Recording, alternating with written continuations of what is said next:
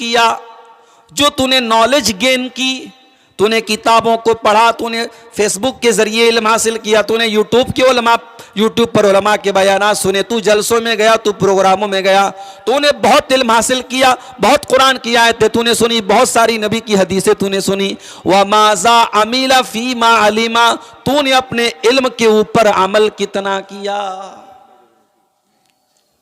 ये कयामत के दिन के पेपर का पहला, कयामत के दिन के एग्जाम का पहला पेपर होगा ये। These are the 5 questions of the examination. कयामत के एग्जाम का पहले 5 सवाल आते ये होंगे जो हम सबको देना है। और इसमें आप देखें कि अल्लाह ताला जवानी के बारे में हमसे सवाल करेगा। इससे अंदाजा लगाओ मेरे भाइयों की जवानी की अल्लाह ताला क्या कदर व कीमत है। इसीलिए अल्लाह के प्यारे नबी ने जवानी की हमें कदर करने की तालीम दी है। जवानी की उम्र को अल्लाह के नबी ने गनीमत समझने का हुक्म दिया है। अल्लाह के नबी फरमाते हैं इग़तनिम खमसन क़ब्ल खमसिन, 5 चीजों को गनीमत समझो 5 चीजों के आने से पहले। शबाब का क़ब्ल हरमिक, अपनी जवानी की कीमत को समझो बुढ़ापे के आने से पहले। आप आज जवान है, पैसा भी आपके पास है, हज कर सकते हैं, उम्रा कर सकते हैं, मगर आप नहीं कर रहे हैं। कल 70 साल के 60 साल के हो जाएंगे, जब हज करने जाएंगे, उम्रा करने जाएंगे, व्हील चेयर के जरिए आपको तवाफ करना पड़ेगा। दीवार का सहारा ले लेकर के आप सफा मरवा की सही करेंगे। होटल से हरम तक आने में आपकी सांसें फूलने लगेंगी। आपको महसूस होगा कि काश मैंने जवानी में ये उम्रा कर लिया होता, मैंने जवानी में ये हज कर लिया होता। अल्लाह के नबी फरमाते हैं तो जवानी में जो कर सकता है वो बुढ़ापे में नहीं कर पाएगा। इग़तनिम खमसन क़ब्ल खमसिन, तो 5 चीजों की कदर कर 5 चीजों के आने से पहले। शबाब का क़ब्ल हरमिक, अपनी जवानी की कदर कर अपने बुढ़ापे के आने से पहले।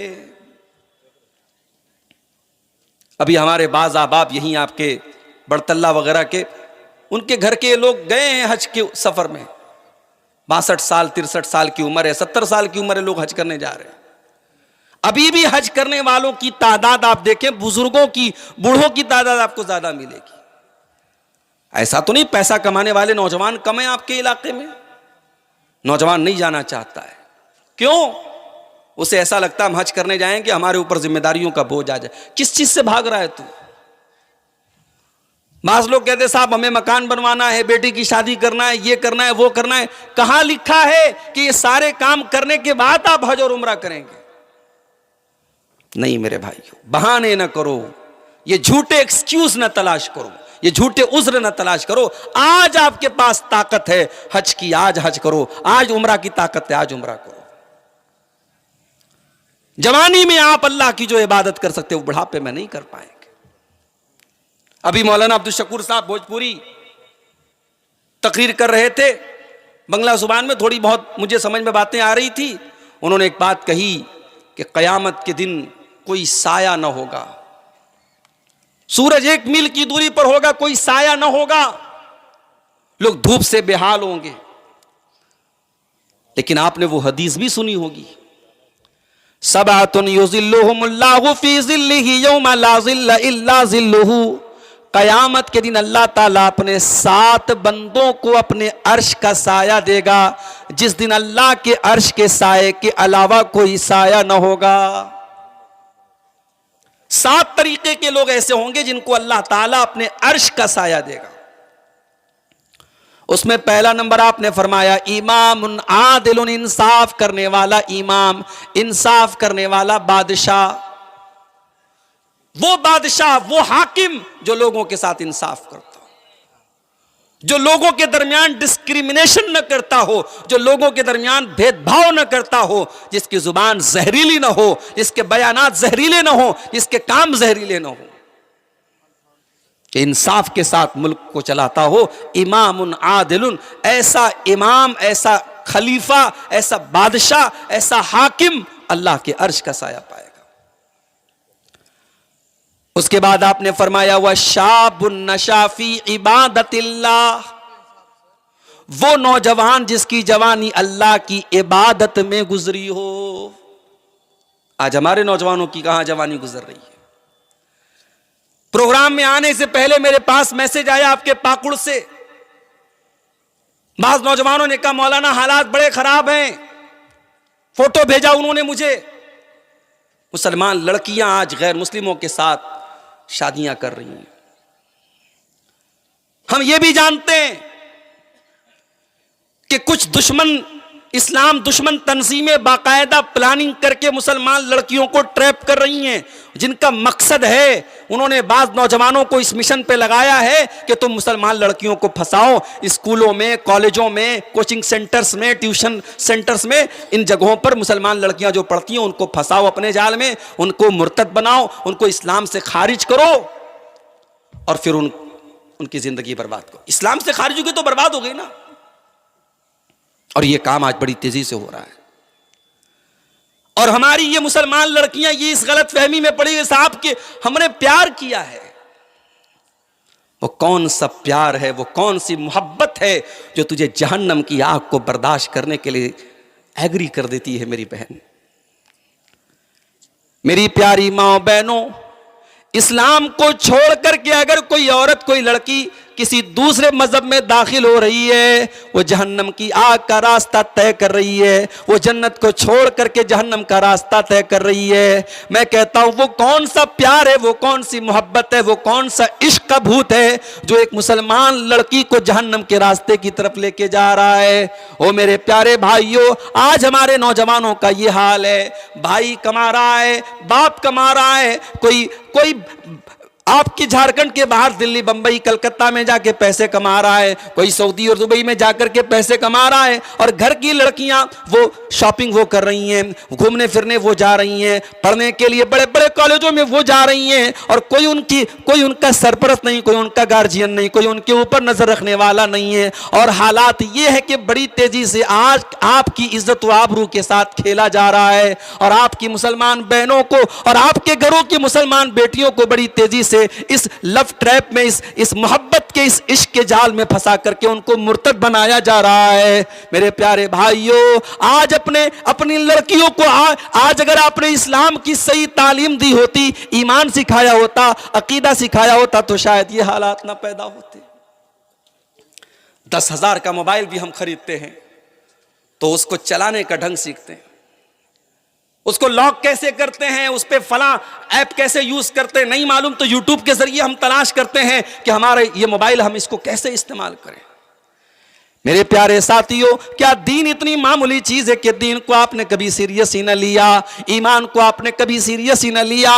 ला इलाहा इल्लल्लाह का जो कलमा हम और आप पढ़ते हैं, जो कलमा हमारी जिंदगी का मकसद है, जिस कलमे के लिए अल्लाह ने हम सबको पैदा किया है, इस कलमे को आज जुबान से हम तो पढ़ते हैं, मगर इस कलमे का मतलब क्या है, इस कलमे का मकसद क्या है, इस कलमे की शराइत क्या है, इस कलमे के तकाजे क्या है, आज हमारे न लड़कों को पता, न लड़कियों को पता, न बुजुर्गों को पता, ना नौजवानों को पता, ना हमें मालूम है, ना हम सीखने की कोशिश करते हैं, ना जानने की कोशिश करते हैं। मेरे प्यारे भाइयों, दीन सीखने का आज ना हमारे अंदर जज्बा है, ना घर वालों को सिखाने का जज्बा है। मेरा अल्लाह कुरान में कहता है, या अय्युहल्लज़ीना आमनू कू अनफुसकुम व अहलीकुम नारा, ऐ ईमान वालों, अपने आप को और अपने घर वालों को जहन्नम की आग से बचाओ। हजरत अली कहते इस आयत की तफसीर में, अल्लिमूहुम, अपने घर वालों को दीन का इल्म दे दो, दीन सिखा दो।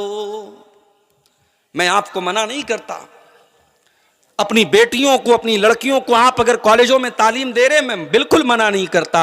अगर आपकी बेटियां आईएएस का एग्जाम पास कर रही हैं और मेडिकल का एग्जाम पास कर रही हैं और माँ बाप का नाम रोशन कर रही हैं, वल्लाह हमें इस पर कोई एतराज नहीं है, हमारी कौम के लिए शरफ की बात है। मगर मुझे 2 सवालों का जवाब चाहिए। पहला सवाल यह है, कौम की बेटियां तो माशाल्लाह बड़ी तरक्की कर रही हैं, कॉलेजों में पढ़ रही हैं, आईएएस का एग्जाम पास कर रही हैं, नीट का एग्जाम पास कर रही हैं, मेडिकल की परीक्षा पास कर रही हैं। कौम के लड़के कहां हैं? लड़के मर गए साहब। लड़के मेहनत कर रहे हैं, मजदूरी कर रहे हैं, पंचर बना रहे हैं, मामूली मजदूरी का काम करें। लड़कियों को माशाल्लाह बहुत आगे बढ़ा रहे हैं। ये जो आपने डिसबैलेंस करके रखा है ना, ये आपको बर्बाद कर रहा है। आप पढ़ाई लड़कियों को भी दो और पढ़ाई लड़कों को भी दो। आपके लड़कों को भी दुनियावी तालीम हासिल करने का और तरक्की करने का उनको भी हक है। आप उनको मजदूरी में और छोटे छोटे कामों में ढकेल करके उनकी जिंदगी को बर्बाद मत करो मेरे भाई। ये डिसबैलेंस अगर होगा कि लड़कियां आपकी हाईली क्वालिफाइड होंगी और लड़के आपके 8 तक पढ़ करके और हाई स्कूल करके और इंटर करके बैठ जाएंगे, तो ये डिसबैलेंस भी आपके समाज को बर्बाद करेगा। एक बात। और दूसरी बात यह है कि आपकी लड़कियां कुछ भी पढ़ें, उनकी बुनियाद इतनी मजबूत कर दो। हमारे यहां बुनियादी तालीम ही नहीं है। हम बच्चियों को क्या करते हैं साहब, घर में किसी मौलवी साहब के जरिए, हाफिज जी के जरिए कुरान पढ़ा देते हैं, बस ये हो गई दीन की तालीम। जिस लड़की ने सिर्फ कुरान को एज ए टेक्स्ट पढ़ा है, कुरान को सिर्फ रट्टू तोते की तरह अरबी जबान में पढ़ा है, कुरान का मैसेज क्या है, कुरान का पैगाम क्या है, कुरान क्या कहता है, उस लड़की ने कभी पढ़ा नहीं। अगर वो स्टेटस पर अपनी खूबसूरत खूबसूरत फोटो लगा रही तो कोई हैरत की बात नहीं। उसने तो पर्दे का मतलब जाना ही नहीं। उसको तो ये लगा साहब घर से निकले, नकाब में निकल के हो गई बात खत्म। स्टेटस पर हम चाहे जैसे फोटो लगा ले, फेसबुक पर हम चाहे जैसे फोटो लगा ले। उसने पर्दे का मतलब समझा ही नहीं। जिस लड़की को आपने दीन की तालीम नहीं दी, किसी बहरूपिये ने आकर के इस्लाम के बारे में उसका ब्रेन वॉश किया, उसके दिमाग पे पट्टी पड़ाई कि इस्लाम ने तुझे कैद करके रखा है, तुझे पर्दे में रखा जाता है, तुझे घर में निकलने पर तेरे ऊपर पाबंदियां हैं, आजा मेरे मजहब में आजा, आजादी है तेरे ऊपर, तू क्या खाएगी, क्या पहनेगी, कहां जाएगी, कोई रोकने वाला नहीं, कोई टोकने वाला नहीं। औरत अट्रैक्ट हो जाती है। अच्छा, वाकई में हमको गुलाम बना के रखा गया, हमें पर्दे की पाबंदियों में जकड़ के रखा गया। अरे नादान लड़की, ये पर्दा जो तुझे, जिस पर्दे का हुक्म दिया गया, ये कोई पाबंदी नहीं है, ये कोई तुझे रस्सी से जकड़ा नहीं गया है, ये तेरी इज्जत की हिफाजत का जरिया है। ये अल्लाह तबारक व तआला की नजर में तू कितनी कीमती है, तेरी कीमत, तेरी वैल्यू का एक तरीका है, तेरी वैल्यू बताने का एक तरीका है। जब तू घर से पर्दे में निकलती है तो हजारों लाखों वो नजरें, वो अय्याश नजरें, वो हवसनाक नजरें जो तेरे ताकुब में लगी रहती हैं, जो तेरे पीछे लगी रहती हैं, जब तू पर्दे में निकलती है वो मायूस हो जाती हैं। शैतान अपने मिशन में नाकाम हो जाता है कि नहीं, ये पर्दे वाली लड़की है, हम इसको छेड़ना तो बड़ी दूर की बात है, इससे बात करना तो बड़ी दूर की बात है, ये तो सर से पैर तक नकाब में है, पर्दे में है, हम तो इसके जिस्म के हिस्से को भी नहीं देख सकते। मेरी प्यारी मुसलमान बहनों, अगर आज आप अपने जिस्म के तमाम आज़ा को ढाक करके और छुपा करके घर से बाहर निकलती हैं, अल्लाह की कसम आपके इस जिस्म को अल्लाह ताला जहन्नम की आग से बचाएगा। और आपके जिस्म के वो हिस्से जो आप नुमाइश करके और अपने बदन को दिखा करके घर से निकलेंगी, कल उस हिस्से को जहन्नम की आग में जलाया जाएगा। अगर जहन्नम की आग आपको बर्दाश्त है और वो नकाब का कपड़ा आपको बर्दाश्त नहीं है, अपने बदन को कवर करना बर्दाश्त नहीं है, तो शौक से अपना ये शौक पूरा कर लो। मैं एक बड़ी मोटी सी मिसाल देता हूं। 10-20 हजार का मोबाइल होता है तो हम लोग उसको ऐसे जैसे तैसे कहीं भी रख लेते हैं, मगर 1-1.5 लाख वाले जो मोबाइल आते हैं, आईफोन आता है और सैमसंग के बास मोबाइल आते हैं 1.5-2 लाख के आते हैं। अच्छा, मेरे बास दोस्त मुझसे कहने लगे, मौलाना आप इतनी जगह तकरीर करने आते, आप आईफोन क्यों नहीं ले लेते? मैंने कहा भैया मुझसे नहीं हो पाएगा। एक मरतबा बिहार में जा रहा था मैं, मुजफ्फरपुर की तरफ एक प्रोग्राम में, मोबाइल में चार्जिंग खत्म हो गई मेरी, और सुबह का टाइम मेरे उतरने का टाइम था। वहाँ पे मैंने देखा मोबाइल की चार्जिंग खत्म हो गई, वहाँ स्टेशन पर उतरूंगा, प्रोग्राम वालों का फ़ोन आएगा, उनसे कांटेक्ट करना होगा। मैंने मोबाइल को चार्जिंग में लगाया, तकिया के नीचे रख के, और मैं सो गया। कोई अल्लाह का बंदा आया और धीरे से उसने तकिया के नीचे से मोबाइल लेके गायब हो गया। अब मोबाइल तो चला गया। अब उसके बाद जो परेशानी हुई अल्लाह ही जानता है कि कितनी परेशानी मुझे हुई।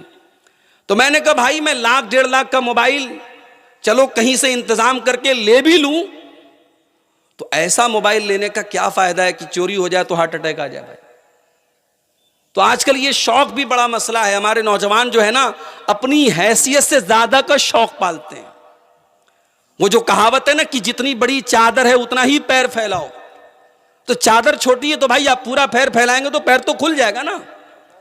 आपकी ताकत और आपकी हैसियत नहीं है तो आप लाख रुपए का फोन क्यों ले रहे हो, उसको किस्त पर ले रहा है। हमारे पास ये सवाल आप बहुत आने लगे हैं, मौलाना साहब फाइनेंस पर मोबाइल लेना कैसा है।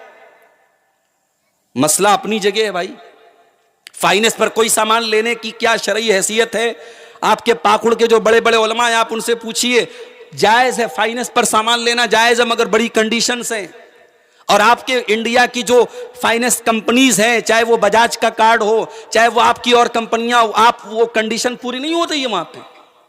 अगर वो 0% इंटरेस्ट भी दे रही है तब भी अगर आपकी महीने की ईएमआई 2 तारीख को कट रही है और 2 तारीख को आपने पैसा नहीं पे किया, 4 तारीख को पे किया, फौरन पेनाल्टी लगेगी और ये पेनाल्टी हराम है। कौन सी कंपनी ऐसी है जो आपसे पेनाल्टी नहीं लेगी।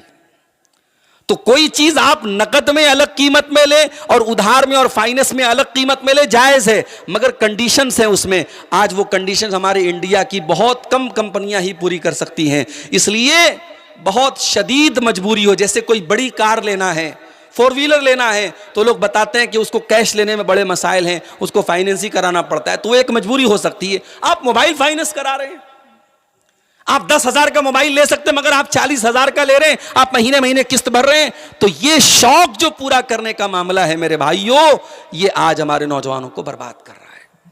तो कीमती जब मोबाइल होता है तो आदमी उसकी हिफाजत करता है। इस्लाम की नजर में औरत भी कीमती है, इतनी कीमती है कि अल्लाह के नबी फरमाते हैं, अद्दुनिया कुल्लुहा मता, दुनिया पूरी की पूरी फायदा उठाने की चीज है। वह खैरु मताई दुनिया, और दुनिया की सबसे कीमती दौलत अलमरतु सालिहा, नेक औरत है। सबसे कीमती दौलत नेक औरत है। मेरी प्यारी बहनों, आप जब पर्दे में निकलती हो, आपका पर्दा दुनिया वालों को क्या पैगाम देता है। अल्लाह कुरान में कहता है, या अय्युहन नबी कुल अज़वाजिका व बनातिका व निसाइल मुमिनीना युदनीना अलैहिन्ना मिन जलाबिबिहिन्ना। ऐ नबी अपनी बीवियों से कह दीजिए, अपनी बेटियों से कह दीजिए और तमाम मुसलमान औरतों से कह दीजिए, जब वो अपने घर से निकले, युदनीना अलैहिन्ना मिन जलाबिबिहिन्ना, तो वो अपने ऊपर जिल्बाब डाल लें। ये कुरान का हुक्म है, ये यूनिवर्सल हुक्म है। ये झारखंड के आपके मजलाटी गांव पर भी अप्लाई होगा और बंगाल के इलाकों में भी अप्लाई होगा। बड़ी अजीब बात है साहब, मैं बनारस का रहने वाला हूं। हमारे बनारस में कुछ मुसलमानों की बिरादरियां ऐसी है जहां औरतें पर्दा ही नहीं करती। वहां कहा जाता है साहब ये बिरादरी मुसलमानों की, ये फला बिरादरी, इनके अब पर्दा नहीं है। पर्दे का ताल्लुक किसी बिरादरी से नहीं है मेरे भाइयों, पर्दे का ताल्लुक किसी कास्ट से नहीं है, किसी जाति से नहीं है। पर्दे का ताल्लुक इस्लाम से है, पर्दे का ताल्लुक कुरान से है, पर्दे का ताल्लुक मुसलमान से है। अल्लाह कुरान में कह रहा है, युदनीना अलैहिन्ना मिन जलाबिबिहिन्ना, जब ये औरतें घर से निकले तो अपने ऊपर जिल्बाब डाल लें, अपने ऊपर चादर डाल लें। अब जरा गौर करना मेरी बहनों, जो मुसलमान औरत होगी वो पर्दे में निकलेगी। ज़ालिका अदना अन युरफ़्न फला युज़ईन, और ये पर्दा दुनिया वालों को बताएगा ये मुसलमान औरत है, ये बापर्दा औरत है, ये इफ़्फ़त महाब औरत है, ये पाकबाज औरत है और कोई उसको छेड़ने की जुर्रत न करेगा। ओ मेरी बहनों, जो इस्लाम आपको पर्दे में निकलने की तालीम देता है, आज कोई बहरूपिया करके आपको पट्टी पढ़ाता है और आप उसकी बातों में आ जाती है और आपको लगने लगता है कि इस्लाम आपको रस्सियों में जकड़ रहा है। अरे इस्लाम तो वो दीन है जिसने आपको जीने का अधिकार दिया, जिस दौर में आपको जीने भी न दिया जाता था, जिस दौर में बेटी के पैदा होने पर बेटी का गला दबा दिया जाता था, जिस दौर में बेटी पैदा होने पर बेटी का बाप अपनी बेटी को जमीन में दफना दिया करता था। और ये कोई किस्सा कहानी नहीं है, कुरान करीम इस वाक़े को बयान करता है। व इज़ा बुश्शिरा अहदुहुम बिल उन्सा ज़ल्ला वजहुहु मुस्वद्दन व हुवा कज़ीम, जब बेटी की खुशखबरी सुनाई जाती थी, जब बाप को पता लगता था मेरे घर में बेटी पैदा हुई है, बाप का चेहरा काला पड़ जाता था। यतवारा, आज हमारे नौजवानों की कहां जवानी गुजर रही है। प्रोग्राम में आने से पहले मेरे पास मैसेज आया आपके पाकुड़ से, बाज नौजवानों ने कहा मौलाना हालात बड़े खराब हैं, फोटो भेजा उन्होंने मुझे। मुसलमान लड़कियां आज गैर मुस्लिमों के साथ शादियां कर रही हैं। हम ये भी जानते हैं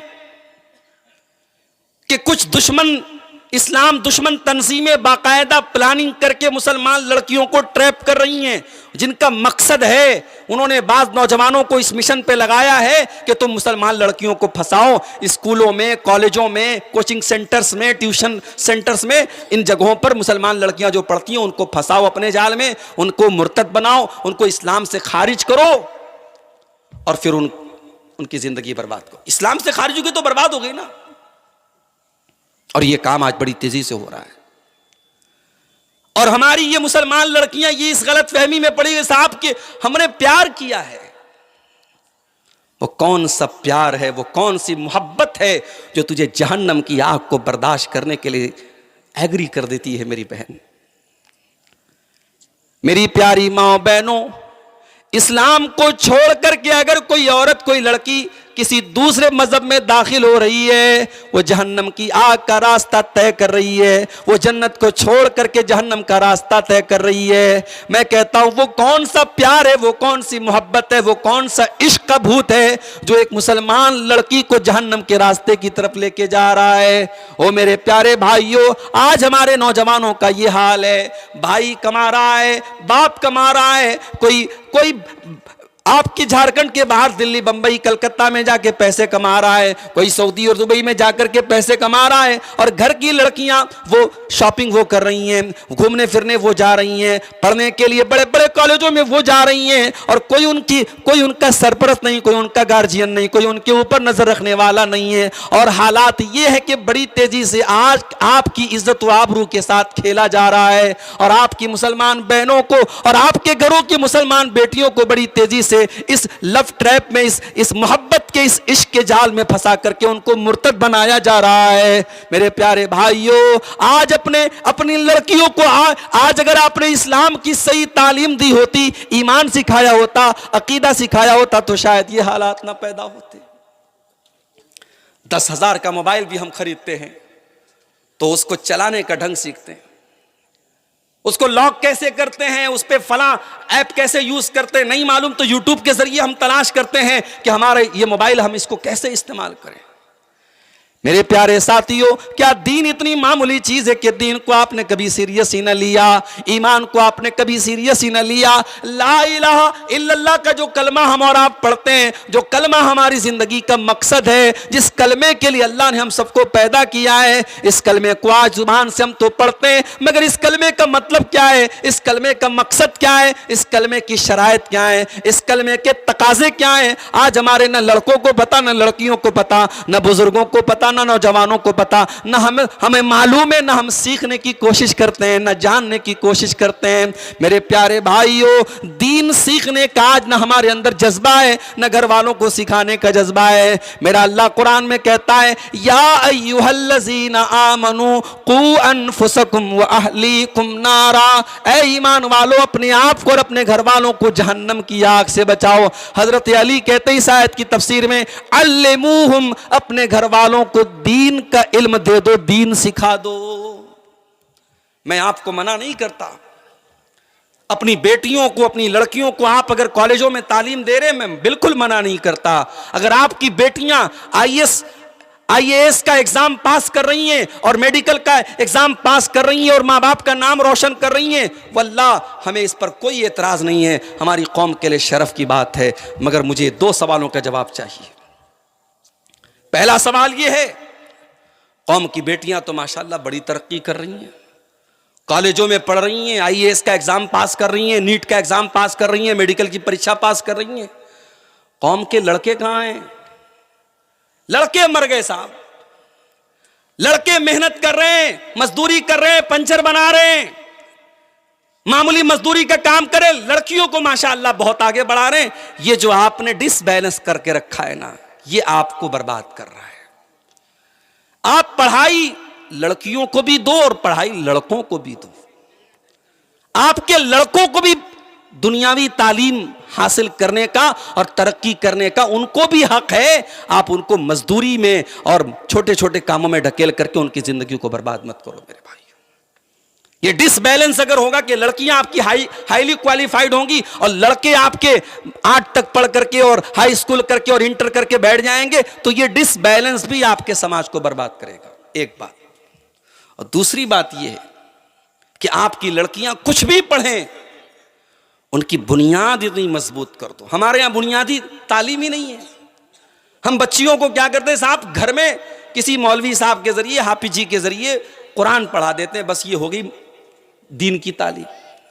जिस लड़की ने सिर्फ कुरान को एज ए टेक्स्ट पढ़ा है, कुरान को सिर्फ रट्टू तोते की तरह अरबी जबान में पढ़ा है, कुरान का मैसेज क्या है, कुरान का पैगाम क्या है, कुरान क्या कहता है, उस लड़की ने कभी पढ़ा नहीं। अगर वो स्टेटस पर अपनी खूबसूरत खूबसूरत फोटो लगा रही तो कोई हैरत की बात नहीं, उसने तो पर्दे का मतलब जाना ही नहीं।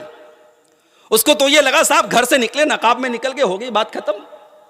स्टेटस पर हम चाहे जैसे फोटो लगा ले, फेसबुक पर हम चाहे जैसे फोटो लगा ले, उसने पर्दे का मतलब समझा ही नहीं। जिस लड़की को आपने दीन की तालीम नहीं दी, किसी बहरूपिये ने आकर के इस्लाम के बारे में उसका ब्रेन वॉश किया, उसके दिमाग पे पट्टी पड़ाई कि इस्लाम ने तुझे कैद करके रखा है, तुझे पर्दे में रखा जाता है, तुझे घर में निकलने पर तेरे ऊपर पाबंदियां हैं, आजा मेरे मजहब में आजा, आजादी है तेरे ऊपर, तू क्या खाएगी, क्या पहनेगी, कहां जाएगी, कोई रोकने वाला नहीं, कोई टोकने वाला नहीं। औरत अट्रैक्ट हो जाती है, अच्छा वाकई में हमको गुलाम बना के रखा गया, हमें पर्दे की पाबंदियों में जकड़ के रखा गया। अरे नादान लड़की, ये पर्दा जो तुझे, जिस पर्दे का हुक्म दिया गया, ये कोई पाबंदी नहीं है, ये कोई तुझे रस्सी से जकड़ा नहीं गया है, ये तेरी इज्जत की हिफाजत का जरिया है। ये अल्लाह तबारक व तआला की नजर में तू कितनी कीमती है, तेरी कीमत, तेरी वैल्यू का एक तरीका है, तेरी वैल्यू बताने का एक तरीका है। जब तू घर से पर्दे में निकलती है तो हजारों लाखों वो नजरें, वो अय्याश नजरें, वो हवसनाक नजरें जो तेरे ताक़ुब में लगी रहती हैं, जो तेरे पीछे लगी रहती हैं, जब तू पर्दे में निकलती है वो मायूस हो जाती हैं। शैतान अपने मिशन में नाकाम हो जाता है कि नहीं ये पर्दे वाली लड़की है, हम इसको छेड़ना तो बड़ी दूर की बात है, इससे बात करना तो बड़ी दूर की बात है, ये तो सर से पैर तक नकाब में है, पर्दे में है, हम तो इसके जिस्म के एक हिस्से को भी नहीं देख सकते। मेरी प्यारी मुसलमान बहनों, अगर आज आप अपने जिस्म के तमाम आज़ा को ढाक करके और छुपा करके घर से बाहर निकलती हैं, अल्लाह की कसम आपके इस जिस्म को अल्लाह ताला जहन्नम की आग से बचाएगा। और आपके जिस्म के वो हिस्से जो आप नुमाइश करके और अपने बदन को दिखा करके घर से निकलेंगी, कल उस हिस्से को जहन्नम की आग में जलाया जाएगा। अगर जहन्नम की आग आपको बर्दाश्त है और वो नकाब का कपड़ा आपको बर्दाश्त नहीं है, अपने बदन को कवर करना बर्दाश्त नहीं है, तो शौक से अपना ये शौक पूरा कर लो। मैं एक बड़ी मोटी सी मिसाल देता हूं। 10-20 हजार का मोबाइल होता है तो हम लोग उसको ऐसे जैसे तैसे कहीं भी रख लेते हैं, मगर 1-1.5 लाख वाले जो मोबाइल आते हैं, आईफोन आता है और सैमसंग के बाज मोबाइल आते हैं 1.5-2 लाख के आते हैं। अच्छा, मेरे बाज दोस्त मुझसे कहने लगे मौलाना आप इतनी जगह तकरीर करने आते, आप आईफोन क्यों नहीं ले लेते? मैंने कहा भैया मुझसे नहीं हो पाएगा। एक मरतबा बिहार में जा रहा था मैं, मुजफ्फरपुर की तरफ एक प्रोग्राम में, मोबाइल में चार्जिंग खत्म हो गई मेरी, और सुबह का टाइम मेरे उतरने का टाइम था वहाँ पे। मैंने देखा मोबाइल की चार्जिंग खत्म हो गई, वहाँ स्टेशन पर उतरूंगा, प्रोग्राम वालों का फ़ोन आएगा, उनसे कांटेक्ट करना होगा। मैंने मोबाइल को चार्जिंग में लगाया, तकिया के नीचे रख के, और मैं सो गया। कोई अल्लाह का बंदा आया और धीरे से उसने तकिया के नीचे से मोबाइल लेके गायब हो गया। अब मोबाइल तो चला गया। अब उसके बाद जो परेशानी हुई अल्लाह ही जानता है कि कितनी परेशानी मुझे हुई। तो मैंने कहा भाई मैं 1-1.5 लाख का मोबाइल चलो कहीं से इंतजाम करके ले भी लूं, तो ऐसा मोबाइल लेने का क्या फायदा है कि चोरी हो जाए तो हार्ट अटैक आ जाए भाई। तो आजकल ये शौक भी बड़ा मसला है। हमारे नौजवान जो है ना, अपनी हैसियत से ज्यादा का शौक पालते हैं। वो जो कहावत है ना कि जितनी बड़ी चादर है उतना ही पैर फैलाओ, तो चादर छोटी है तो भाई आप पूरा पैर फैलाएंगे तो पैर तो खुल जाएगा ना। आपकी ताकत और आपकी हैसियत नहीं है तो आप लाख रुपए का फोन क्यों ले रहे हो? उसको किस्त पर ले रहा है। हमारे पास ये सवाल आप बहुत आने लगे हैं, मौलाना साहब फाइनेंस पर मोबाइल लेना कैसा है? मसला अपनी जगह है भाई। फाइनेंस पर कोई सामान लेने की क्या शरई हैसियत है? आपके पाकुड़ के जो बड़े बड़े उलमा हैं, आप उनसे पूछिए, जायज है फाइनेंस पर सामान लेना, जायज है, मगर बड़ी कंडीशंस हैं। और आपके इंडिया की जो फाइनेंस कंपनीज हैं, चाहे वो बजाज का कार्ड हो, चाहे वो आपकी और कंपनियां, आप वो कंडीशन पूरी नहीं होती है वहां पे। अगर वो 0% इंटरेस्ट भी दे रही है, तब भी अगर आपकी महीने की ईएमआई 2 तारीख को कट रही है और 2 तारीख को आपने पैसा नहीं पे किया, 4 तारीख को पे किया, फौरन पेनल्टी लगेगी। और ये पेनल्टी हराम है। कौन सी कंपनी ऐसी है जो आपसे पेनल्टी नहीं लेगी? तो कोई चीज आप नकद में अलग कीमत में ले और उधार में और फाइनेंस में अलग कीमत में ले, जायज है, मगर कंडीशंस हैं उसमें। आज वो कंडीशंस हमारे इंडिया की बहुत कम कंपनियां ही पूरी कर सकती हैं। इसलिए बहुत शदीद मजबूरी हो, जैसे कोई बड़ी कार लेना है, 4 व्हीलर लेना है, तो लोग बताते हैं कि उसको कैश लेने में बड़े मसाइल हैं, उसको फाइनेंस ही कराना पड़ता है, तो एक मजबूरी हो सकती है। आप मोबाइल फाइनेंस करा रहे हैं, आप 10,000 का मोबाइल ले सकते हैं, मगर आप 40,000 का ले रहे हैं, आप महीने महीने किस्त भर रहे हैं। तो ये शौक जो पूरा करने का मामला है मेरे भाइयों, ये आज हमारे नौजवानों को बर्बाद कर रहा है। तो कीमती जब मोबाइल होता है तो आदमी उसकी हिफाजत करता है। इस्लाम की नजर में औरत भी कीमती है, इतनी कीमती है कि अल्लाह के नबी फरमाते हैं, अद्दुनिया कुल्लुहा मता, दुनिया पूरी की पूरी फायदा उठाने की चीज है। वह खैरु मताई दुनिया, और दुनिया की सबसे कीमती दौलत अलमरतु सालिहा, नेक औरत है।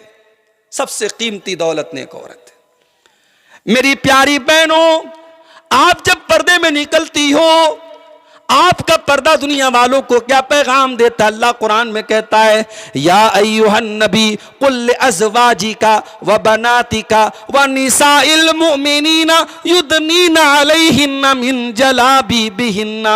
ऐ नबी, अपनी बीवियों से कह दीजिए, अपनी बेटियों से कह दीजिए, और तमाम मुसलमान औरतों से कह दीजिए, जब वो अपने घर से निकले, युदनीना अलैहिन्ना मिन जलाबिबिहिन्ना, तो वो अपने ऊपर जिल्बाब डाल लें। ये कुरान का हुक्म है, ये यूनिवर्सल हुक्म है। ये झारखंड के आपके मजलाटी गांव पर भी अप्लाई होगा और बंगाल के इलाकों में भी अप्लाई होगा। बड़ी अजीब बात है साहब, मैं बनारस का रहने वाला हूं। हमारे बनारस में कुछ मुसलमानों की बिरादरियां ऐसी है जहां औरतें पर्दा ही नहीं करती। वहां कहा जाता है, साहब ये बिरादरी मुसलमानों की, ये फला बिरादरी, इनके यहां पर्दा नहीं है। पर्दे का ताल्लुक किसी बिरादरी से नहीं है मेरे भाइयों। पर्दे का ताल्लुक किसी कास्ट से नहीं है, किसी जाति से नहीं है।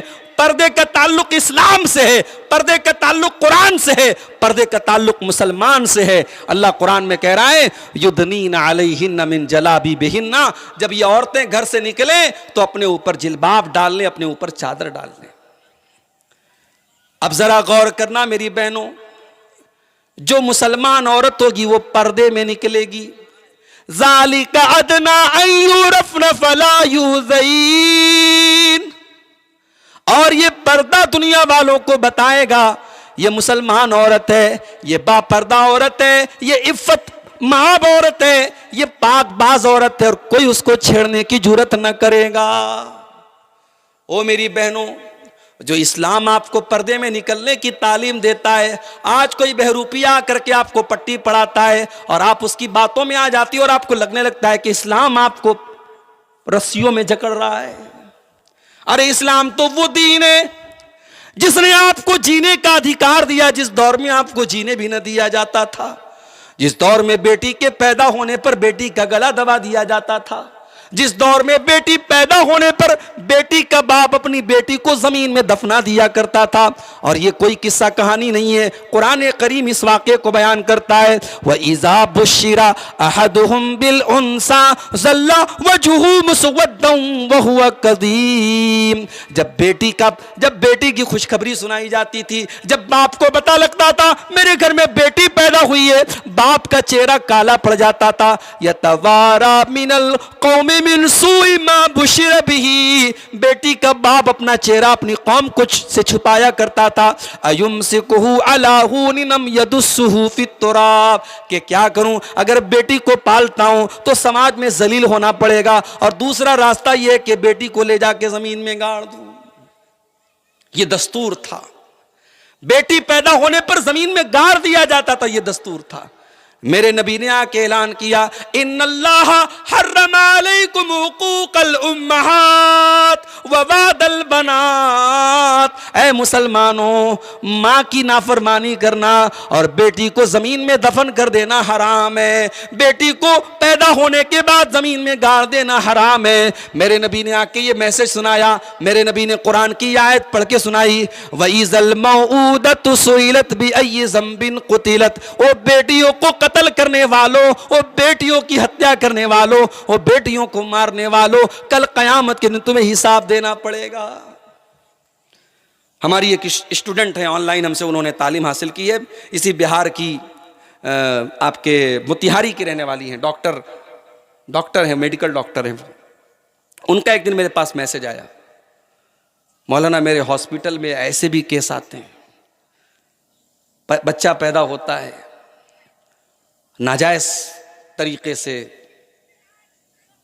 मामला हुआ था और बच्चा पैदा होता है, और मां जो होती है या कपल जो होते हैं बच्चे को छोड़ के चले जाते हैं, और हमारे पास ऐसे भी जोड़े आते हैं जो उन बच्चों को मांगते हैं। तो क्या हम उन बच्चों को दे सकते हैं या उन बच्चों को किसी अच्छे लोग इंसान की परवरिश में दे सकते हैं? तो मैंने कहा कोई हर्ज की बात नहीं, किसी भी माँ बाप की गलती की सजा उसके बच्चे को क्यों दी जाए। बच्चा अगर पैदा हुआ है उसकी जिंदगी बचाना चाहिए, उसको जीने का अधिकार है। हालात ये है मेरे भाइयों समाज के, आज जिनाकारी और बदकारी के जरिए जन्म दिए जाने वाले बच्चे आज या तो मां के पेट में ही कत्ल कर दिए जाते हैं अबॉर्शन के जरिए, या फिर हॉस्पिटलों के डस्टबिन में फेंक दिए जाते हैं। हजारों वाकयात आपके सामने मौजूद है। मेरी बहनों, इस्लाम वो पाकीज़ा मजहब है जिसने आपको जीने का अधिकार दिया है। जिस दौर में आपको मार दिया जाता था, मेरे नबी ने आपको जीने का अधिकार दिया। और इतना ही नहीं, बेटी पैदा होने पर मेरे नबी ने जन्नत की खुशखबरी दी है। आपने फरमाया, मनिबतुलिया मिन हाज़िहिल बनाति शैया कुन्न लहू सित्रम मिनन नार। जिसको अल्लाह ताला बेटी दे करके आजमाता है, जिसके हिस्से में बेटी आती है, जिसको बेटी की परवरिश करना पड़ता है और इस इम्तिहान में वो खरा उतर जाता है, अल्लाह के नबी फरमाते हैं कुन्न लहू सित्रम मिनन नार। वो बेटियां अपने माँ बाप को जहन्नम की आग से बचाती हैं। और आपने ये भी फरमाया, मन आला जारियतैनी, जिसने दो बेटियों को पाला, हत्ता तब लोगा, यहां तक कि वो बेटियां जवान हो गई, जा यौमल क़ियामा, वो इंसान क़यामत के दिन आएगा, इस हाल में आएगा, अना वहुआ कहातैन। आपने अपनी दोनों उंगलियों से इशारा करके फरमाया जैसे ये दोनों उंगलियां एक दूसरे से मिली हुई हैं, एक दूसरे से अटैच है। बेटी को पालने वाला और बेटी को पालने वाली, बेटी की परवरिश करने वाले माँ बाप क़यामत के दिन अल्लाह के नबी के साथ रहेंगे। ये मकाम है बेटी की सही परवरिश करने वाले का। मेरी बहनों, इस्लाम के ताल्लुक से कोई ब्रेन वॉश करता है और आपका ब्रेन वॉश हो जाता है, ये हैरत की बात है। कहीं ना कहीं बुनियाद कमजोर है।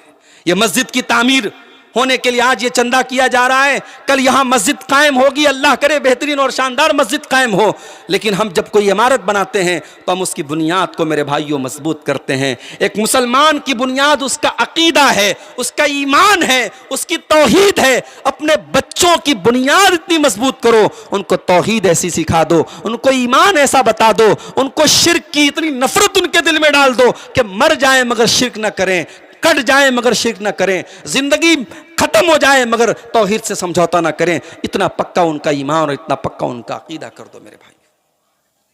हमने तारीख में बहुत सारी ऐसी औरतों को देखा है। हमने सुमैया बिन्त खय्यात का वाकया भी देखा है।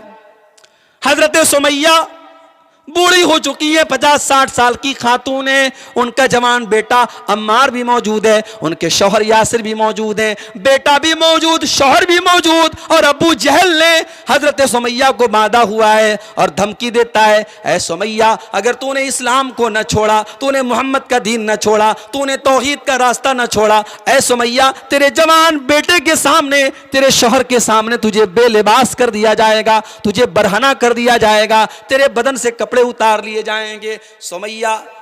सुमैया एक लम्हे के लिए भी ठिठकती नहीं है, एक लम्हे के लिए भी सोचती नहीं है। ईमान इतनी कीमती चीज है, अगर उसके लिए ये जिल्लत गवारा करनी पड़े तो तैयार है। हजरत सुमैया के बदन से कपड़े उतार लिए गए। हाय हाय, चश्मे फलक को ये मंजर भी देखना था, जवान बेटे के सामने उसकी माँ को नंगा कर दिया गया, मादरजात बरहना कर दिया गया। हजरत सुमैया ने ये जिल्लत गवारा कर ली मगर ईमान को न छोड़ा। और कुछ देर के बाद अबू जहल ने दूसरी धमकी दी, ऐ सुमैया अब भी तेरे पास मौका है, अगर तूने मोहम्मद का दीन न छोड़ा मैं बर्छी उठा करके तेरी शर्मगाह पर हमला कर दूंगा, तेरे शौहर के सामने, तेरे बेटे के सामने तुझे कत्ल कर दूंगा। सुमैया रज़ी अल्लाह तआला अन्हा ने तब भी तौहीद का दामन न छोड़ा, तब भी ईमान का दामन न छोड़ा। मेरे प्यारे भाइयों, आज जब मुसलमान लड़कियों के मुस्कुराते हुए फोटो देखते हैं, उनके माथे पर सिंदूर देखते हैं और गैर मुस्लिम के साथ जब फेरे लेते हुए उनकी वीडियोस देखते हैं, वल्लाह कलेजे पर छुरी चल जाती है, वल्लाह दिल के टुकड़े टुकड़े हो जाते हैं। अय अल्लाह, ये दौर भी हमको देखना था, ये हालात भी हमको देखने थे। आज ये कौम किस स्टेज पर पहुंच गई, किस बेगैरती और किस बेहयाई के स्टेज पर पहुंच गई। मेरे प्यारे भाइयों, इस तूफान बदतमीजी से अपनी कौम को बचा लो। अपनी बेटियों को मैं कहता हूं, दुनिया में वो गरीब रह जाएं, दुनिया में वो परेशान रह जाएं, मगर आखिरत में अगर वो जहन्नम से बच जाएं तो ये फायदे का सौदा है। और दुनिया में बहुत तरक्की कर लें, बहुत नाम कमा लें, बहुत पैसे कमा लें, लेकिन जहन्नम में चली जाएं और जन्नत में न जा पाएं तो ये बहुत बड़ा घाटे का सौदा है। मेरे प्यारे भाइयों, अगर अपनी बेटियों से प्यार करते हो, अगर अपनी बच्चियों से मोहब्बत करते हो, उनको दुनिया में जहन्नम की आग से बचाने का इंतजाम कर लो। ये दर्द अपने दिल में पैदा करो। और ये दर्द था जनाब मोहम्मद रसूलुल्लाह सल्लल्लाहु अलैहि वसल्लम के अंदर। जब कुरान की आयत नाजिल होती है, वअन्ज़िर अशीरतकल अक़रबीन, ऐ नबी अपने करीबी रिश्तेदारों को डरा दीजिए।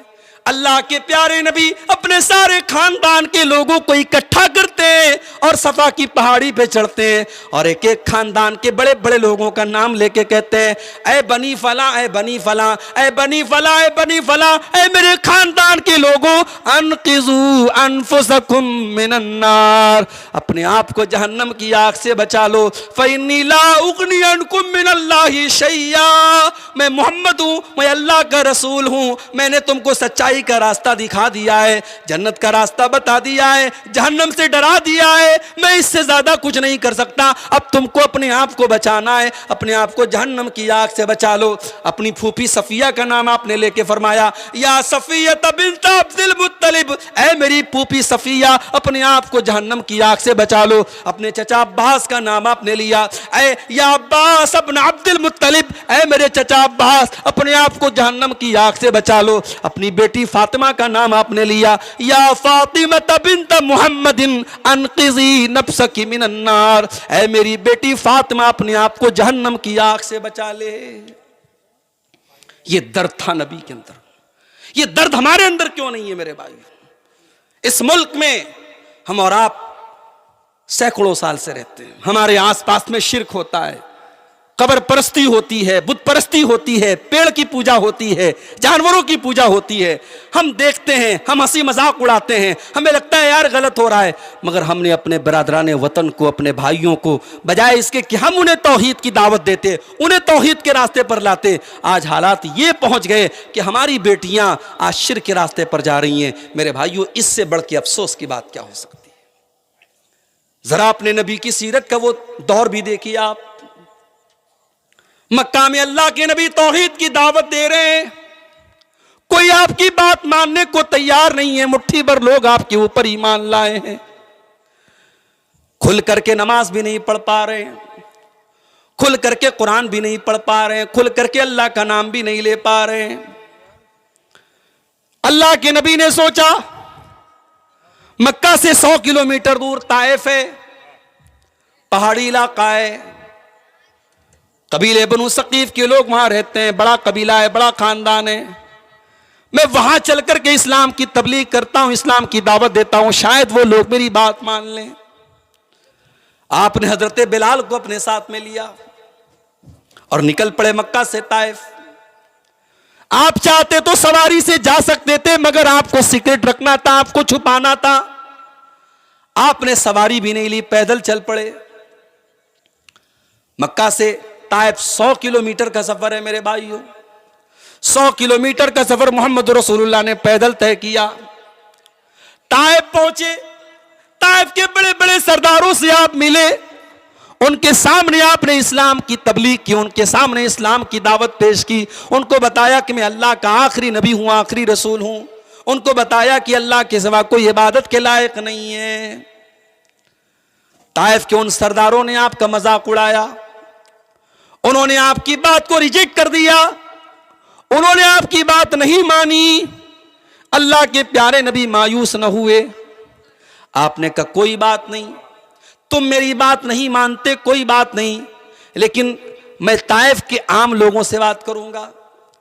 अल्लाह के प्यारे नबी 1 हफ्ते तक ताइफ की सरजमीन पर रहे, घर घर जाके लोगों को इस्लाम की दावत देते रहे। एक आदमी भी मेरे नबी का कलमा पढ़ने को तैयार नहीं है। इस्लाम इतनी आसानी से नहीं पहुंचा है मेरे भाइयों हम तक। बड़ी कुर्बानियां दी है नबी ने, बड़ी कुर्बानियां दी हैं साहबा ने। आज हम लोग जो बड़े आराम से मस्जिद में नमाज पढ़ लेते हैं, अल्लाह अकबर की सदा बुलंद कर लेते हैं, बड़ी तकलीफें सही है नबी ने, शायद हमें अंदाजा नहीं है।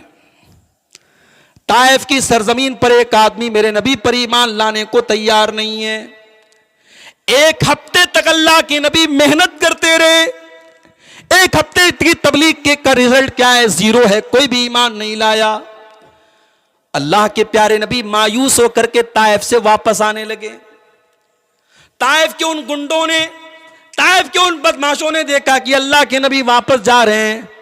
उन्होंने अपने इंतहाई क्रिमिनल लोगों को और इंतहाई घटिया लोगों को यह ड्यूटी लगा दी कि वो अल्लाह के नबी के ऊपर पत्थर बरसाएं। अब अल्लाह के नबी ताइफ की सड़कों पे चल रहे हैं और दोनों तरफ से आपके ऊपर पत्थर बरसाए जा रहे हैं। वो नबी जो रहमते कायनात बन करके आए थे, वो नबी जो इमामुल अंबिया बन करके आए थे, वो नबी जो रहमतुल आलमीन बन करके आए थे, आज ताइफ की गलियों और ताइफ की सड़कों पर उनके ऊपर पत्थर बरसाए जा रहे हैं। अल्लाह के प्यारे नबी अपनी जान बचा करके बड़ी मुश्किल से ताइफ से निकलते हैं और ताइफ से 3 किलोमीटर दूर एक बाग में जाकर के आप पनाह लेते हैं। एक पेड़ के नीचे जाकर के, खजूर के पेड़ के नीचे आप बैठ जाते हैं और अल्लाह की बारगाह में हाथ उठा के कहते हैं, ऐ अल्लाह इला मन तत्रुकुनी, ऐ अल्लाह तूने मुझे किसके हवाले कर दिया? ऐ अल्लाह तूने मुझे किसके लोगों के हवाले कर दिया? इला बईदी यतजहमुनी, ऐ अल्लाह ये तो इतने बेवफा लोग हैं, इतने जफाकार लोग हैं, ये तो मेरी कद्र भी नहीं करते, ये तो मेरा मकाम भी नहीं समझते हैं। मगर ऐ अल्लाह अगर तू मुझसे राजी है, अगर तू मुझसे खुश है, अगर तू मुझसे नाराज नहीं है, ऐ अल्लाह मुझे कोई परवाह नहीं है, सारी तकलीफ में बर्दाश्त करने को तैयार हूं। नबी ने इस्लाम की दावत के लिए पत्थर खाए हैं मेरे भाई। नबी ने कभी ये नहीं सोचा अंजाम क्या होगा। नबी ने तौहीद की दावत को आम करने का जो जिम्मा लिया था वो करते रहे मेरे भाई। हत्ता कि अल्लाह ने कुरान में कह दिया, फलअल्लका बाकिउन नफ्सका अला आतारिहिम इल्लम युमिनु बिहाज़ल हदीस असफा।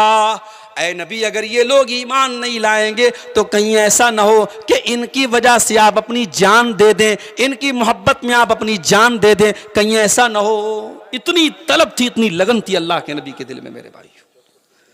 वो लगन आज हमारे अंदर क्यों नहीं है मेरे भाई? मेरे नौजवान साथियों, आपसे पूछता हूं, अपनी नौजवान बहनों से पूछता हूं, कभी गौर करो और बताओ कि आपकी जवानी अल्लाह की इबादत में कितनी गुजर रही है। कयामत का दिन होगा, सूरज 1 मील की दूरी पर होगा, कोई साया ना होगा। अल्लाह अपने कुछ बंदों को अपना साया देगा। उन खुशनसीब बंदों में वो बंदा भी होगा, वह शाबुन नशा फी इबादतिल्लाह, वो नौजवान जिसकी जवानी अल्लाह की इबादत में गुजरी हो। हजरत अब्दुल्लाह इब्न उमर को देखो। अब्दुल्लाह बिन उमर मस्जिद में आराम कर रहे हैं, सो रहे हैं। रात में उन्होंने ख्वाब देखा। दो फरिश्ते उनके पास आए और एक जगह उनको लेकर के गए। उन्होंने झांक करके देखा तो अंदर आग जल रही थी। वो डर गए। फरिश्तों ने कहा कि तुम इसके अंदर नहीं जाओगे। उसके बाद उनकी नींद खुल गई। उनको ये ख्वाब देखने के बाद डर महसूस हुआ। उनको लगा कि यार ये ख्वाब कैसा था, इस ख्वाब की ताबीर क्या है, इस ख्वाब का मतलब क्या है। उन्होंने डायरेक्ट अल्लाह के नबी से सवाल ना करके अपनी बहन हजरत हफ्सा से कहा कि जरा तू ये सवाल अल्लाह के नबी से कर ले कि मैंने ऐसा ऐसा ख्वाब देखा है। हजरत हफ्सा रजी अल्लाह ताला अन्हा अल्लाह के नबी के पास आती हैं। अय अल्लाह के नबी, मेरे भाई ने ऐसा ख्वाब देखा है। दो फरिश्ते उसके पास आते हैं, उसको लेके जाते हैं और एक जगह जाकर के वो देखता है वहां पे आग जल रही है। मेरा भाई डर जाता है। फरिश्ते कहते हैं तू इसके अंदर नहीं जाएगा। अय अल्लाह के नबी, इस ख्वाब की ताबीर क्या है, इस ख्वाब का मतलब क्या है। मेरे नौजवानों गौर करना, मेरे नौजवानों गौर करना। अल्लाह के प्यारे नबी ने फरमाया, अय हफ्सा नेमर रजुल अब्दुल्ला, अब्दुल्ला बहुत अच्छा इंसान है, बड़ा नेक इंसान है।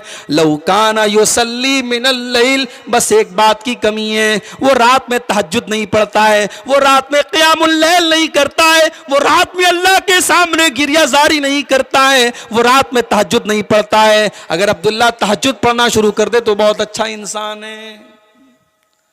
हजरत हफ्सा ने आकर के अपने भाई को यह बता दिया कि अल्लाह के नबी ने ऐसा ऐसा कहा है।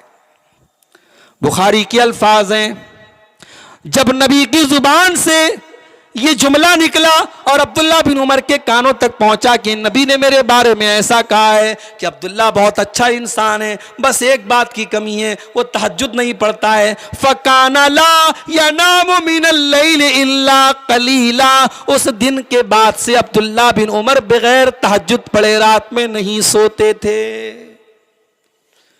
हमारी रातें कहां गुजर रही हैं? 5G इंटरनेट में गुजर रही हैं।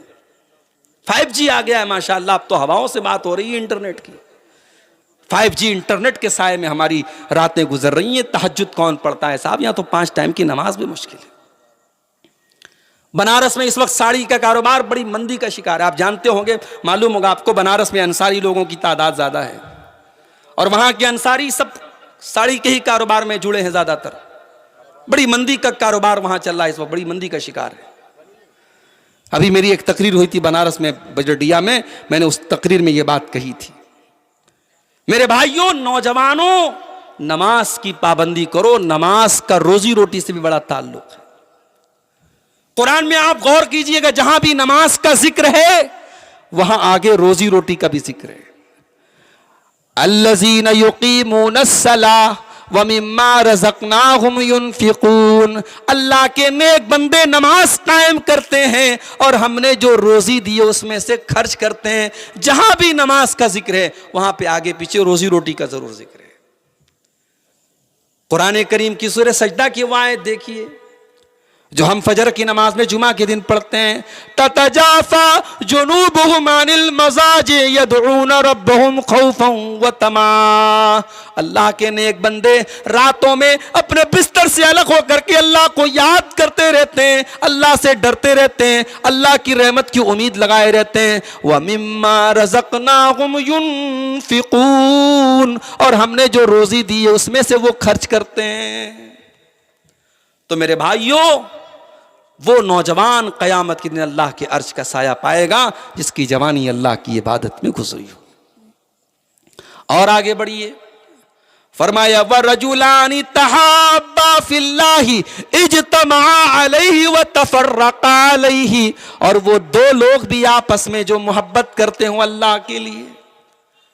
आप किसी आलिम से मोहब्बत करते हैं, किसी नेक इंसान से मोहब्बत करते हैं, किसी की दीनी खिदमत की वजह से मोहब्बत करते हैं, किसी की अच्छी तकरीर की वजह से उससे मोहब्बत करते हैं। उससे कोई आपका ज़ाती फ़ायदा नहीं है, कोई रुपये पैसे का लेन देन नहीं है, कोई दुनियावी मफाद नहीं जुड़ा है। आप अल्लाह के लिए मोहब्बत करते हैं तो अल्लाह के नबी फरमाते हैं ऐसे दो लोग जो अल्लाह के लिए एक दूसरे से मोहब्बत करते हो, ऐसे दो लोगों को भी अल्लाह ताला अपने अर्श का साया देगा।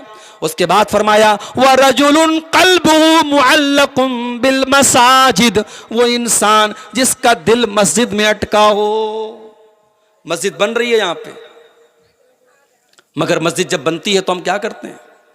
समाज में कुछ ऐसे लोग भी होते हैं जो कहते हैं यार हमने चंदा दे दिया, काम खत्म। माफ करना, अगर मस्जिद बन रही है उसमें सिर्फ चंदा दे देना काफी नहीं है। अगर आपके बदन के पसीने की एक बूंद भी उस मस्जिद की इमारत में शामिल है तो जब तक वो मस्जिद मौजूद है उसका अजर व सवाब आपको मिलता रहेगा। अल्लाह के नबी जब मस्जिद तामीर कर रहे थे, अपने कंधे पर आप भी ईंटें उठा उठा के ला रहे थे। सहाबे किराम के साथ अल्लाह के नबी भी मस्जिद की तामीर में हिस्सा ले रहे थे। क्यों? क्योंकि मस्जिद को बनाना और मस्जिद की तामीर करना कोई आसान और कोई मामूली काम नहीं है मेरे भाइयों। इन्नमा यामुरु मसाजिद अल्लाहि मन आमन बिल्लाहि वल यौमिल आखिर।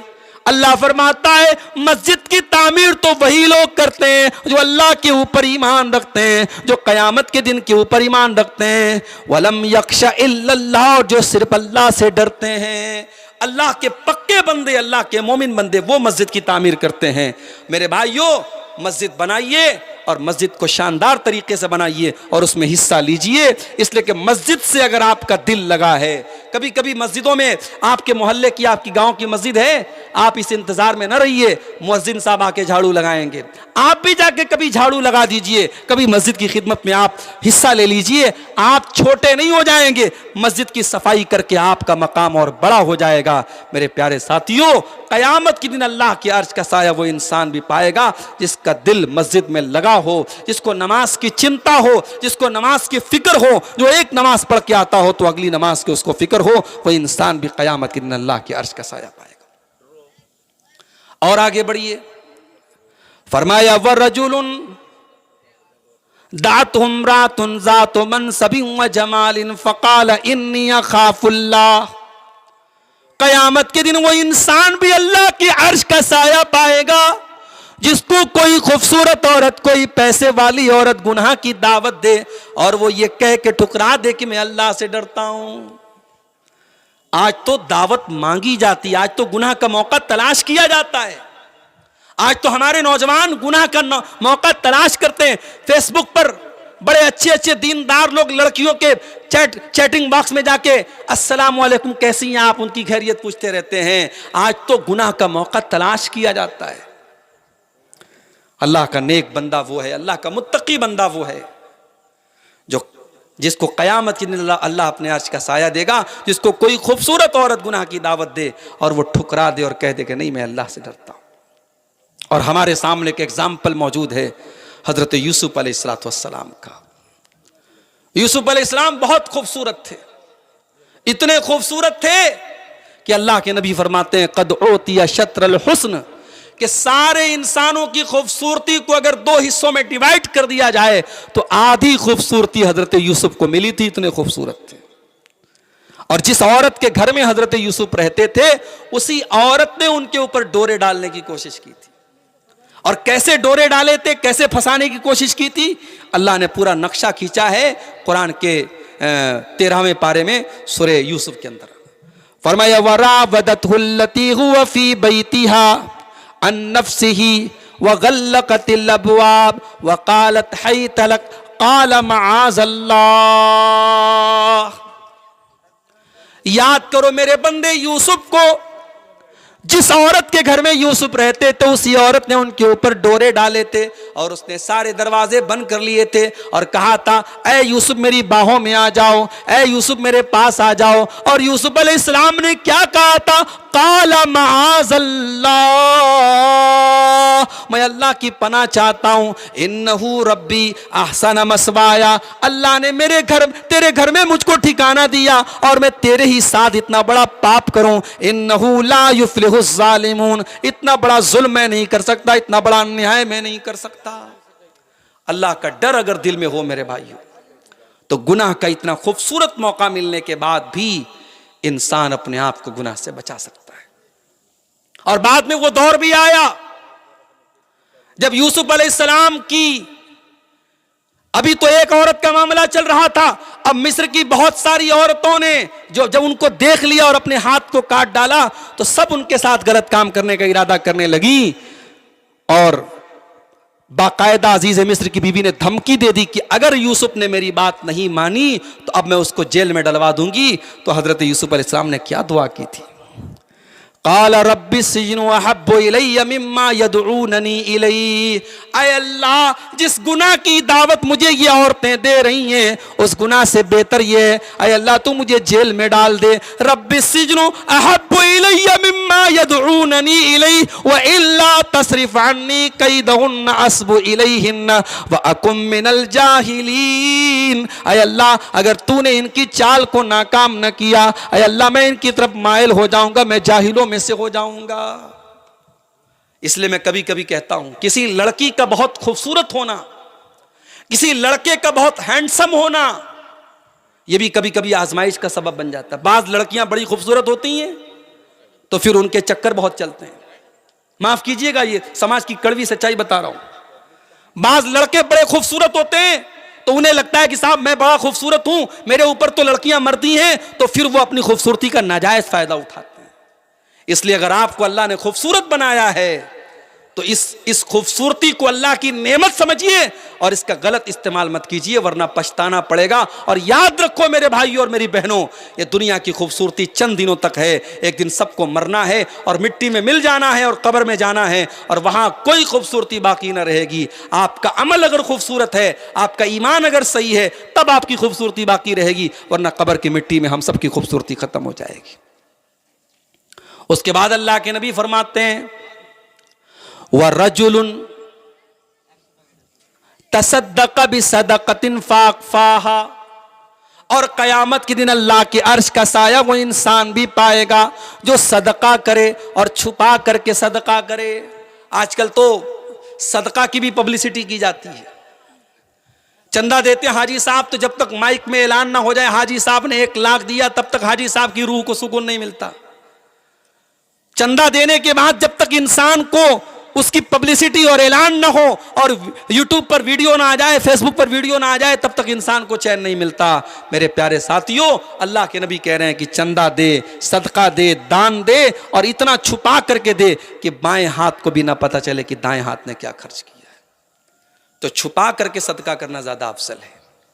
इसीलिए अल्लाह ताला कुरान के 29वें पारे में कहता है कि मेरे नेक बंदे जब गरीबों को, मिस्कीनों को खाना खिलाते हैं तो क्या कहते हैं? इन्नमा नुतिमुकुम लिवजहिल्लाह ला नुरीदु मिनकुम जज़ाअन वला शुकूरा इन्ना नखाफु मिन रब्बिना यौमन अबूसन कमतरीरा। हम तुम्हें अल्लाह के डर से खाना खिला रहे हैं, हम क़यामत के दिन से डरते हैं, हम अल्लाह के अज़ाब से डरते हैं, हमें तुमसे कोई बदला, कोई शुक्रिया नहीं चाहिए। तो दिखावा नहीं होना चाहिए, बाएं हाथ को भी पता ना चले दाहिने हाथ ने क्या खर्च किया।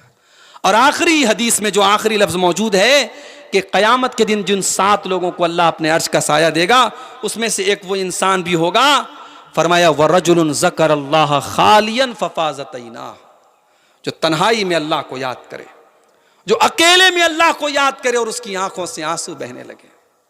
पब्लिक के सामने कोई रोने लगे ये कोई मुश्किल बात नहीं है, लेकिन तन्हाई में, अकेले में, जब कोई देखने वाला ना हो, वहां पर इंसान की आंखों से आंसू आ जाए, अल्लाह को याद करके और अपने गुनाहों पर शर्मिंदा होकर के इंसान रोने लगे, तो ये अदा अल्लाह को इतनी पसंद आती है मेरे भाइयों कि अल्लाह के नबी फरमाते हैं कि क़यामत के दिन उस इंसान को अल्लाह तबारक व तआला अपने अर्श का साया देगा। तो मेरे नौजवानों, आज हमारी जिंदगियां बड़ी बेहिसाब गुजर रही हैं। जिंदगी का कोई मकसद नहीं, कोई मोटो नहीं, जिंदगी का कोई टारगेट नहीं। पैसा कमाना है, मकान बनाना है, तरक्की करना है, बस। इस दुनिया के बाद भी एक जिंदगी है मेरे भाई। यहां तो 40 साल रहना है, 50 साल रहना है, यह भी नहीं पता कि जवानी के बाद बुढ़ापा मिलेगा कि नहीं मिलेगा। मिसालें हमारे सामने मौजूद हैं।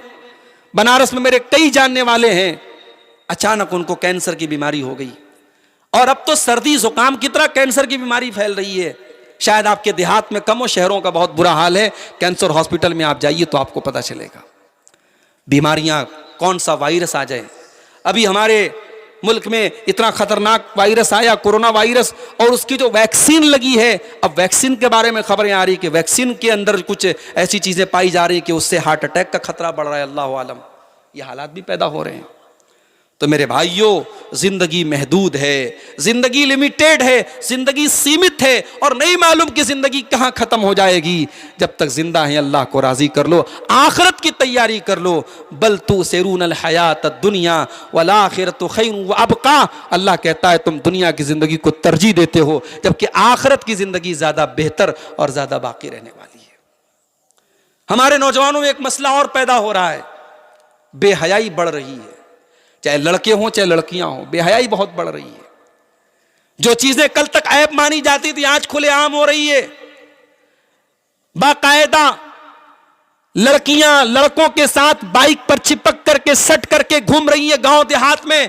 जिन शहरों में, जिन इलाकों में इन चीजों को ऐब माना जाता था, अब कोई ऐब नहीं माना जा रहा है। यह बेहयाई जो समाज में फैल रही है मेरे भाइयों, अल्लाह के नबी ने फरमाया अल हया वल ईमान कुरना जमिया। हया और ईमान का बड़ा गहरा रिश्ता है। जब हया निकलेगी तो ईमान निकलेगा, ईमान निकलेगा तो हया निकलेगी। अपने बच्चों को हयादार बनाओ। मेरी माओ, अपने कपड़े ऐसे पहनो, अपना लाइफ स्टाइल ऐसा रखो कि तुम्हारी बच्चियां तुमसे हया सीखें। जब मां बेहया होगी, जब मां जैसे तैसे कपड़े पहनेगी, मां जैसे तैसे घर में रहेगी, तो बेटी उससे वही सीखेगी। इस्लाम तो वो पाकीज़ा मजहब है मेरे भाइयों, जो एक औरत को दुपट्टा रखने का तरीका भी सिखाता है। फरमाया वल यज़रिबना बिखुमुरिहिन्ना अला जुजूबिहिन्ना।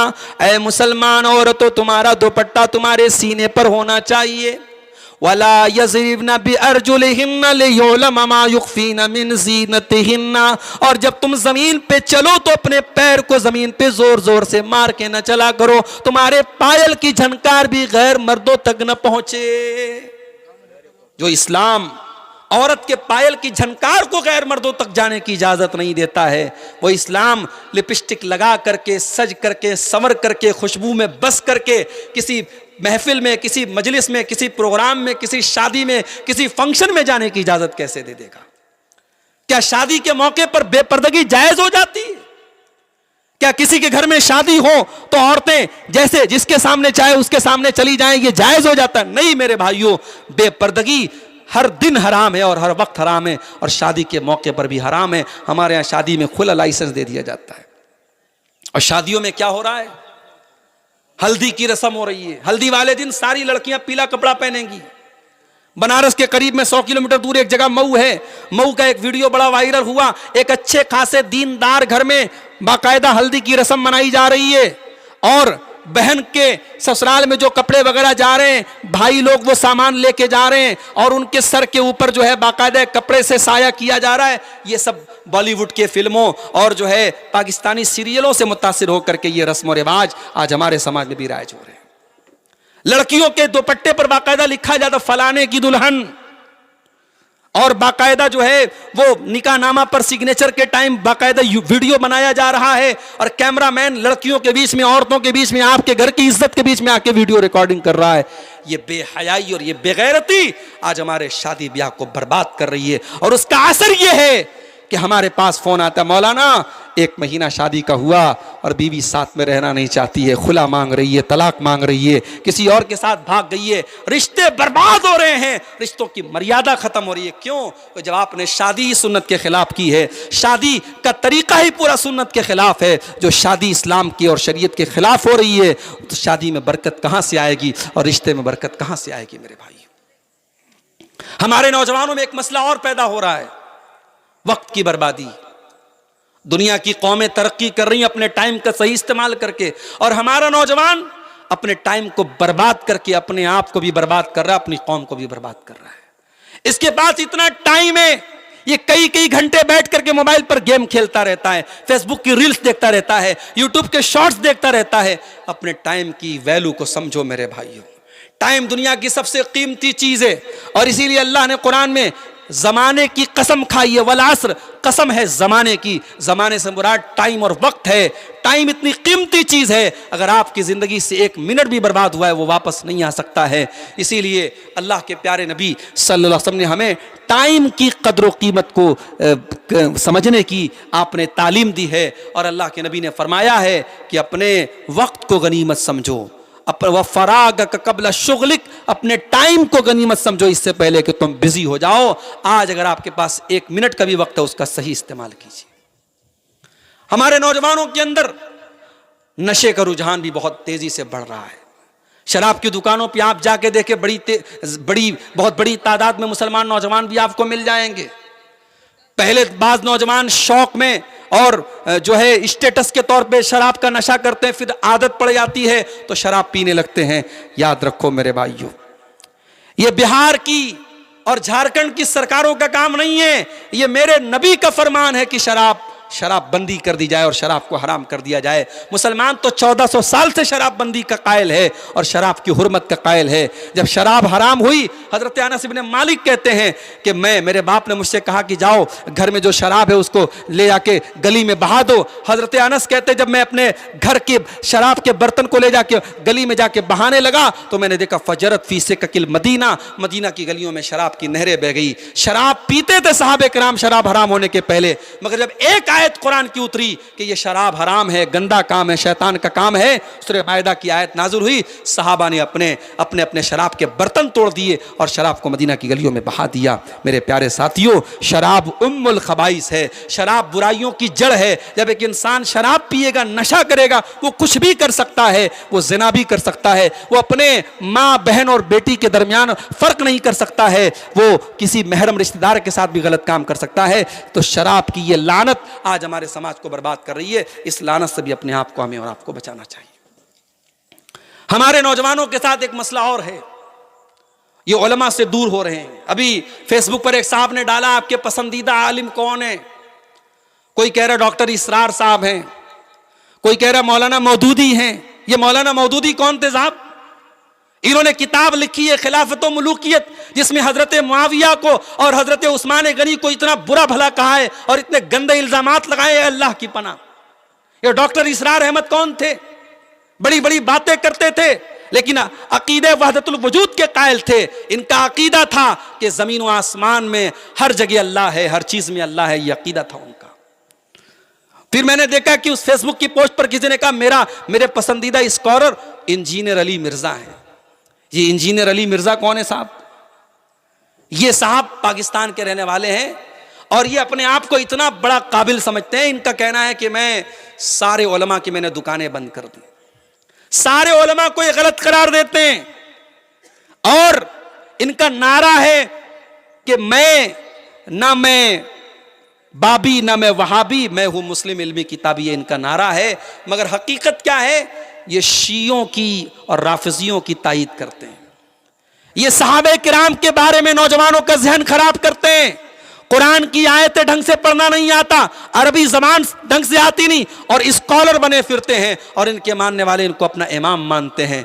मेरे नौजवान साथियों, अपने मुस्तनद उलमा से अपना ताल्लुक जोड़ो, अपने ऑथेंटिक उलमा से अपना ताल्लुक जोड़ो।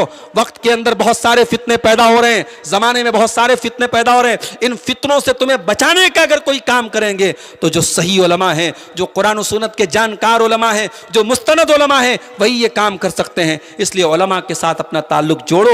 उलमा से दूर हो जाओगे तो बर्बाद हो जाओगे। अल्लाह के प्यारे नबी ने फरमाया, कयामत के पहले एक ऐसा दौर भी आएगा, अल्लाह ताला दुनिया से उलमा को उठा लेगा। हत्ता इज़ा लम युबकी आलिमन, और जब उलमा नहीं बचेंगे, इत्तखज़न नास रूसन जुहाला, लोग जाहिलों को अपना सरदार बना लेंगे। और जब जाहिलों को अपना सरदार बनाएंगे, फसुइलु फअफ्तु बिगैर इल्मिन, जाहिलों से फतवा पूछेंगे और वो गलत सलत फतवा देंगे और खुद भी गुमराह होंगे और दूसरों को भी गुमराह करेंगे।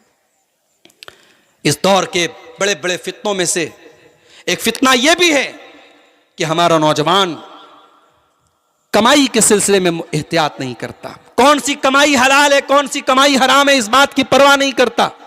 कितने हमारे नौजवान नेटवर्किंग का बिजनेस कर रहे हैं, नई नई कंपनियां आती हैं, नौजवानों को लुभाती हैं, लाखों करोड़ लेके भाग जाती हैं, और जब भाग जाती है तब यह हाथ मल के अफसोस करते हैं। मेरे नौजवानों, किसी ऐसी फ्रॉड कंपनी के चक्कर में ना पड़ो।